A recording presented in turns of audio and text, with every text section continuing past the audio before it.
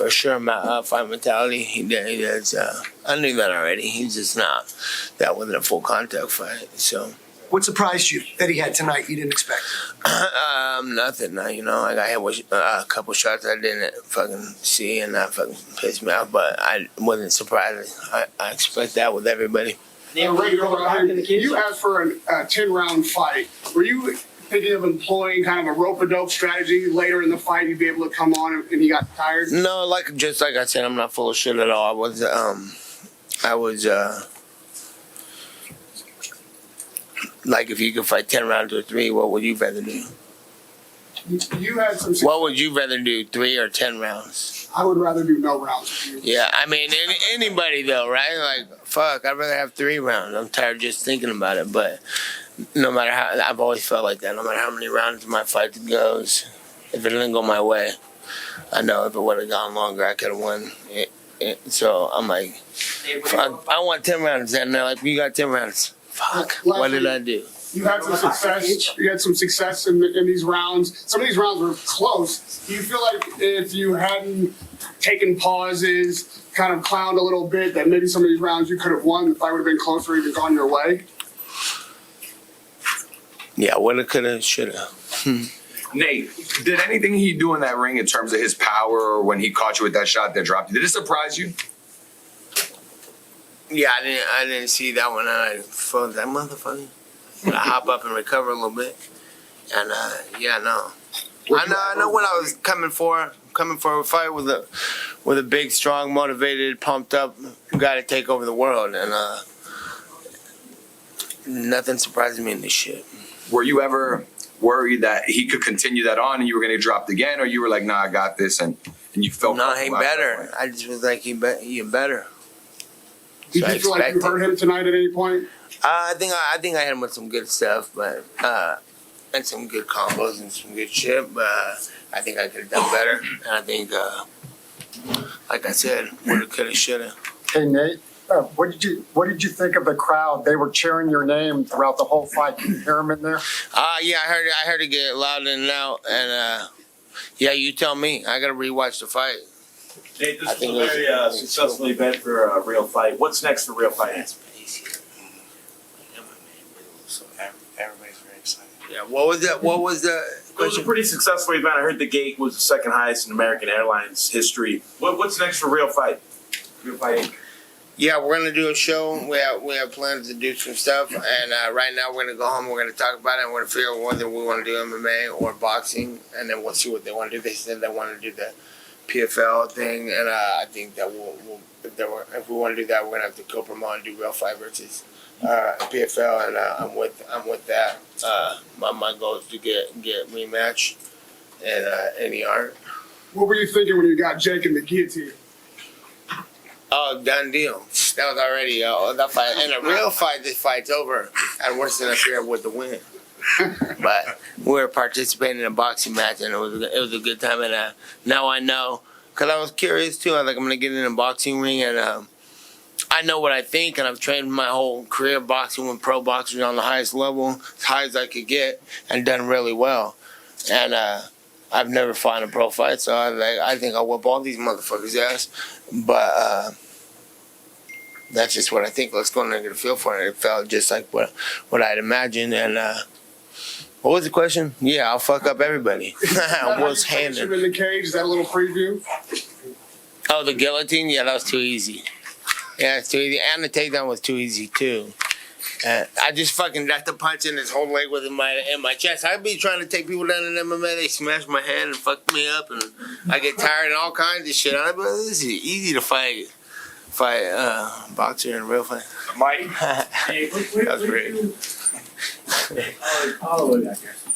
What did you think of just the promotional side of it? Like, what did you take away from it? What learning lessons are you gonna go home with? I learned a lot, and I watched a lot happen, and I know exactly what I'm gonna do next because I've seen all of it done more than anybody, more than the media, more than the fighters, more than the new promoters. I'm like, I know exactly what's going on here, what's the pros and cons after this week for sure.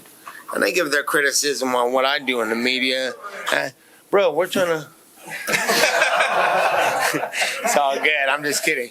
And I think it was a good experience, just like training with somebody to learn how to defend a choke or something because he got fucked up. So it's like, oh, we fucked up here and there and there. And they had that criticism on how I'm doing my promoting on my side. But every UFC or any big show that I fought in that turned out to be the biggest shows, it was because I was doing what the fuck I do, and whatever the fuck I do, usually we end up being the highest gates and numbers and all kinds of shit. So I learned that I know what I'm talking about. Cocky ass motherfucker. Wait, hold on. Wait.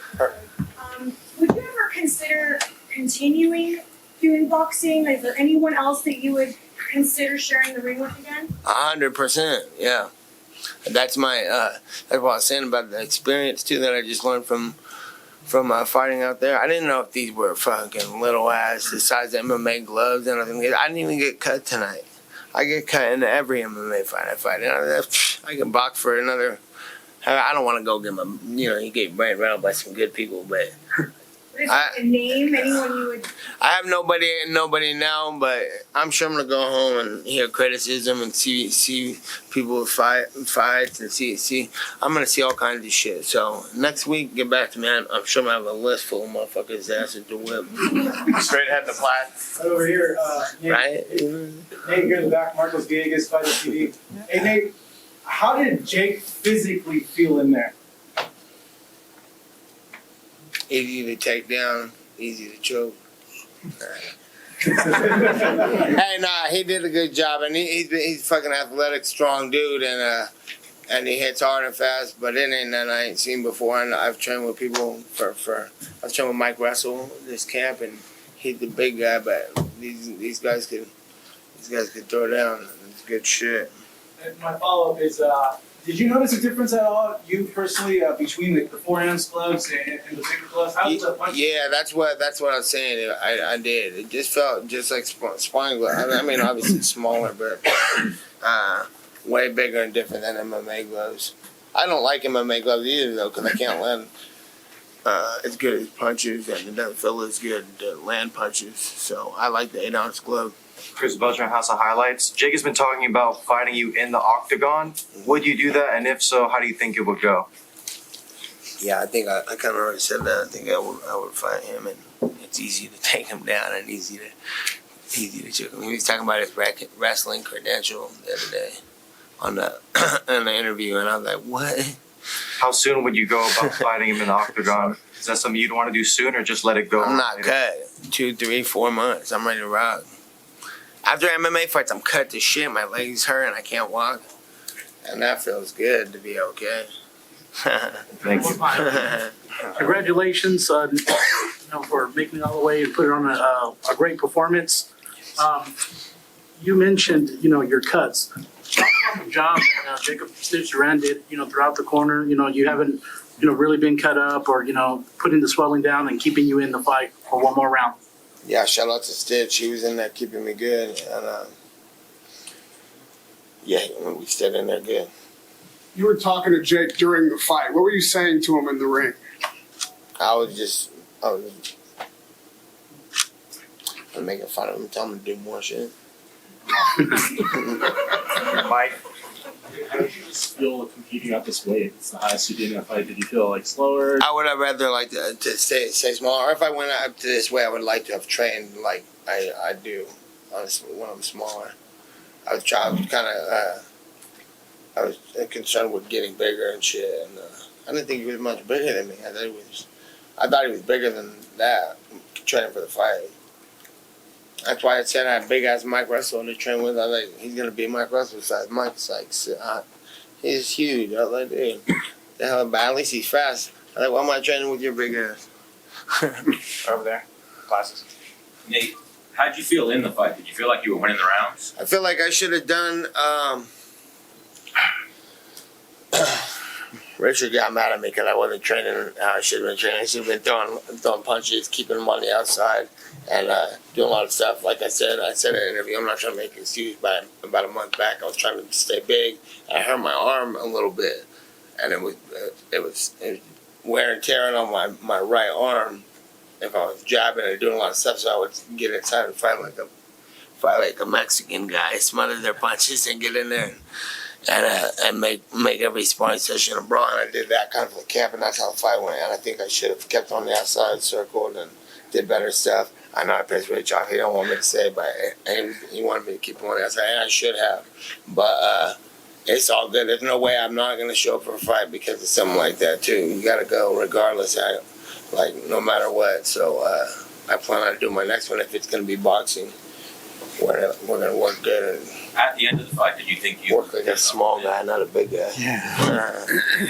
Did you think you won the fight? Like at the end, did you think you did enough to win? Like No, I didn't think I won. I knew when he got the knockdown and stuff. So I figured I won a good amount of rounds. I gotta watch the fight, you know. So because I know what I think and I know what it's probably. And then last one for me, do you think he ever really takes you up on the challenge to fight you in MMA? Yeah, I know he spoke. Yeah, we're gonna see what happens with him. See if he really wants to do that. And if not, I'll be back in this hunting him down. Either way, it's fine. He said it would be $10 million to fight him in MMA. What would it take for you financially to fight him in MMA? Yeah, we're gonna talk about it and fucking make sure everybody's happy for sure. And a lot more than that. Just to elaborate on that, He's gonna hand me a little bit of money, like let's fight a win. it's not going to be 10 million. I'll tell you that. Your teammate Chris Avila had a big win. Can you talk a little bit about Chris Avila's performance? Oh yeah, I should have been talking about. And Alan Sanchez did a great job. He had a good fight. What did you guys think about Alan's fight? That was the war, Mexican war. Yeah, it was a good fight, and it was really good. And then Jose did his thing, and Ramos and everybody, and Kilo had a hell of a fight. He had a hard opponent too. My guys from my gym, dude, that I train with every day, they came in here and they all showed out. And I was over there at the gym a little bit earlier this morning and walking around throughout the day. I was watching their fights on the phone, and every time something went, I'm all juiced up and ready to. And then I'm like, oh yeah, I still got to fight. Shit. Hold on 1 second. Back left corner. That's you. Deep. And shout out to the team. In the blue tie. Shout out to the team. Love. Now, you said yesterday, that this guy can't really fight. Has your opinion changed on that in that regard? Yeah, well, I'm not trying to fucking talk shit. He's fucking boxing high level guys, MMA, and he's sparring hard and working with good people, and then he starts talking shit to me throughout the camp. Like, I come to the territory and it's all is fair. Love and war, I'm always about that. Say whatever you want, that's fine. But then when you start making things trying to make things personal, saying shit he shouldn't be saying, that means once and then it hurts people's feeling when I say this ain't a real fight, because it's a real fight. Remember Logan Paul in New Orleans? You know what I'm saying? No problem. This is not a real fight to be talking to me like that. This is a boxing competition. So that's what I meant by he can't really fight, So it's not overly disrespectful when, you know what I'm saying? Is there a pro? Can't really fight. Don't be talking shit. See Connor's tweet? What did you think? What did he say? He basically said, not interested, and then he sent something to Sweetie, the girl who walked out with Manisrana. Yeah, I don't know. What did he say? One for Richard Perez. What did he say? Richard, what did it mean to finally walk out? Fuck that fool. What? Hey, What did it mean to finally walk out Nate's boxing match? It's awesome. I mean, I love the way he boxes. He's just he got hurt, and so that throws you back. Whatever the level you're on, you have to slow it down. So your timing's off, and then he couldn't throw the jab very good, and that's why he got caught with the hook, because he threw it and dropped it. And then before that he hurt his knee, but it's all good. He's not going to quit. He's not a quitter. Nate, sorry. Were you aware that you're a victim of the Drake curse? He put $250,000 down for you to beat Jake Paul. It seems as though, everybody he bets on seems to lose. So were you aware of that? Yeah, whatever. Shout out to Drake. Love for the love. I appreciate it. And you know what I'm saying? What the fuck? Hey, we'll break that curse. Two more questions. What's Is happening? there a pro boxer? Fuck a curse. Is there a pro boxer that you like to watch, and is there a style that you'd like to teach Nate if he continues to go forward in boxing? I like Mike Tyson. Ooh, yeah. Is there a style you'd like to teach? I like Nate? his style. When he's not hurt or anything, he's awesome. He's a good What do you call that style? How would you describe Nate Diaz style. Sick. Dope as fuck. Last question. I was hanging it. Question for both of you guys. You guys sold out the building, record came. The crowd was obviously almost one-sided behind Nate tonight. Your career obviously isn't over, whether in MMA or in boxing. Real Fight has their own promotional show coming up. Yo, turn it up. Show's over. Man P. Let's go. Dan. Hey, where's that button? Hit it in 3. That was perfect timing. Man, fine. We'll catch you next time. With as big of a performance as it was for both Nate and Real Fight tonight, would Dallas be a market you guys want to return to in the future? Is that for me? For both you guys. I'll start, absolutely. I mean, we got so much love here all week. I mean, from the beginning, as I said before, we've been to other boxing shows similar to this, MVP shows that were great opponents, but nothing like this. This was an event. This was a boxing show, and it was sold out and it made news. And I asked you, who did Make News become? I mean, great co-promotion, but it's because of what Real Fight's doing. It's because what Nate's doing is the power of him. That's why the crowd was the way it was, and that's why the build-up is the way it was. That's why the social media was because of the way it was. So, you know, I'll let Nate answer too, but, you know, when he said we're here to take over, I mean, this is what it looks like tonight. So we're here. So just following up on that, you know, there were tickets available for the UFC event. There were none left here. It looks like we were selling, or this event rather, was selling at something like 450% higher or something like that than the UFC. What do you think it says about Nate's draw power that the UFC was not selling out while he was somewhere else and it was? I don't think it's a competition. You know, I think both organizations can do really well. Got a lot of love for the UFC. You know, and tonight was, you know, a great night with a long build-up for a fight that people wanted to see. And I think everybody can coexist, including Real Fight, on the grandest stage. Thank you. All right, we're gonna go. Hey, shout out to the team, Jose Guao, Romulo Kilo, and Real Fighting, Chris Avila, Alan Sanchez. Shout out to the team, and I appreciate the Nick Diaz Army, everybody coming rock with me. It's love, and shout out to Clarissa Shields and James Tony. Westside. Peace.